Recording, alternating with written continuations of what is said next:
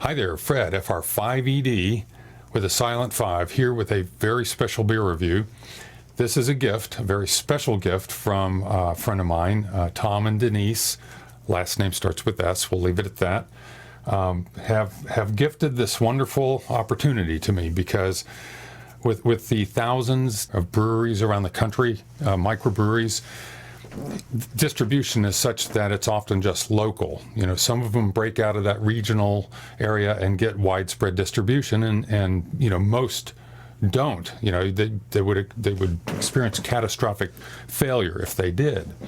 But anyway, there's a special double IPA, Imperial IPA, that tops the charts. Of course, there's Russian River's Pliny the Elder.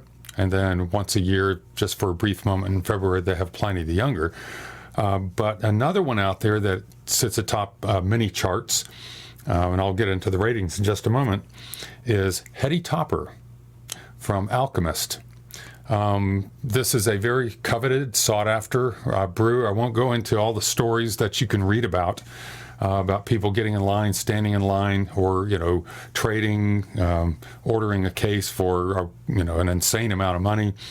It's one of those that has garnered a cult following. Anyway, this I just received I'm going to say about a week ago. Anyway, I finally got it into my house, and I have scheduled this evening to review it.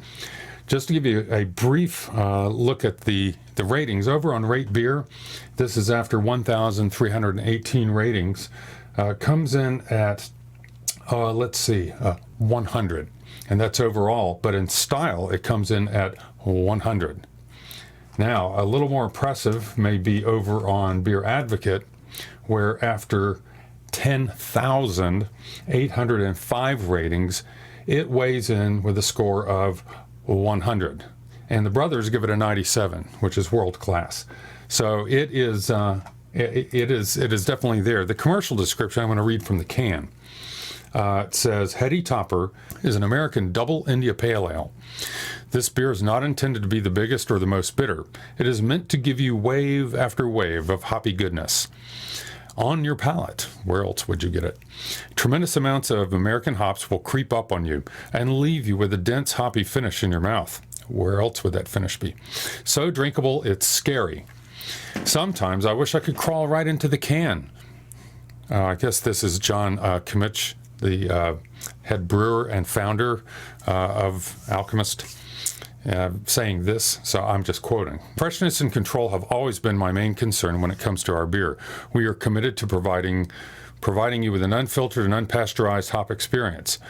Why do I recommend that you drink it from the can? And that is a big promotion that they have on the can, on the website. I've seen a video where they promote drinking from the can. So I will reserve part of it to drink it from the can because, you know, it's kind of the thing they're recommending. Quite simply to ensure a delightful hop experience.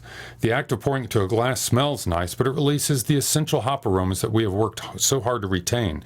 If you must pour it into a glass, you may find that some of the hop resins have settled to the bottom, leaving them in the can when pouring, I guess is what that's supposed to say. This beer is perishable and at its best when it is young, fresh, and hazy. Keep it cold, but not ice cold. Drink this beer immediately. We are always making more. Okay, they are in Waterbury, Vermont, so I don't think I'll be getting more anytime soon. And this is, I've been warming it up. It's been out for about 15 minutes now. So after reading that, I'm thinking, okay, do I take the first sip from the can? I think what I'm going to do is pour about 3/4 of it into the glass. It's a pint, so, you know, I don't want to try to fill the entire 19-ounce IPA glass. Wouldn't leave any headroom. So I think that's what I'm going to do. Given the reading, I think we're ready to go with this momentous occasion. I have just cracked the top on this. Oh, golly, I'm smelling some good stuff in there, but I won't say anything yet. Get about 3/4 of it, building up a good head there. Fairly light for a double IPA especially. I think I've got about half of it in there, so I'm going to go with that. I am going to... man. Okay, let me mention the aroma while I'm sticking my nose here and there. I'm smelling pretty much the same thing in the can that I am here. And I have not read any reviews, so I'm not being influenced by anything, but I am smelling lots of citrus and some pine. I mean, it's lots of things, like an entire bowl of citrus fruit and lots of melon and pine. It's starting to dissipate a little bit. So do I take my first sip out of? I'm going to, in honoring the head brewer and owner, I'm going to take my first sip out of the can. Holy moly! That is full-bodied, and it has got a sweetness to it. And I do not mean a sugary, cloying sweetness. I mean there's a balanced sweetness to it, and it's 120 IBUs, 8% ABV, 120 IBUs, but it is not biting my tongue off. It's so full of hop flavor and aroma. Here's the glass. Let me taste it out of the glass. I have to say I prefer the glass just because I am getting more aroma as I'm starting to sip it. But it is so full, flavored, aromaed, that you don't, it is good out of the can. I could drink this out of the can if I didn't have a glass with me. Let me have another sip. Golly, what is that? Hang on a second. Let me try it out of the glass and see if I get the same thing. And it's a great temperature, by the way. What? I know it's from all the hops, but there is a... Before I throw an adjective out there, let me try one more time, see if I can identify this. I have no idea what hops they're using in here, but it is so smooth. I mean, it is really smooth, but there is a flavor in there. Either it's because there's a blend of a number of hops, I can't identify the flavor. I mean, yes, there's citrus, and yes, there's melon, and there's some pine in there, floral, but there's a different flavor that I believe is coming from the hops. It's just so forward. This is delicious. I mean, who am I to, I'm not, providing any revelation to anybody who's read the reviews or has had it, but this is my first experience with Heady Topper. And by golly, if this was available locally, I'd be availing myself of the local availability thereof. Tom, Denise, thank you for this experience. I am going to, and look how hazy that is.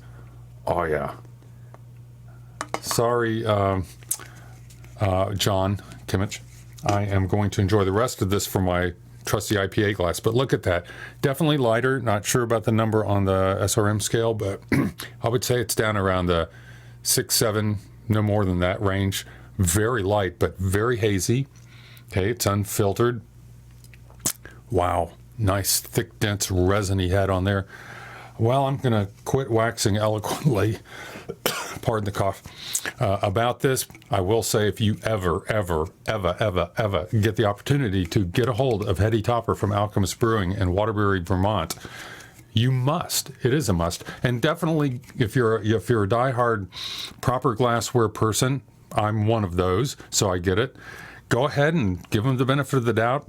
Have some of it out of the can. If you can get, more than one can, have an entire one out of the can. Compare it to one out of the glass. Anyway, this is Fred for 5ED with Heady Topper. Over and out.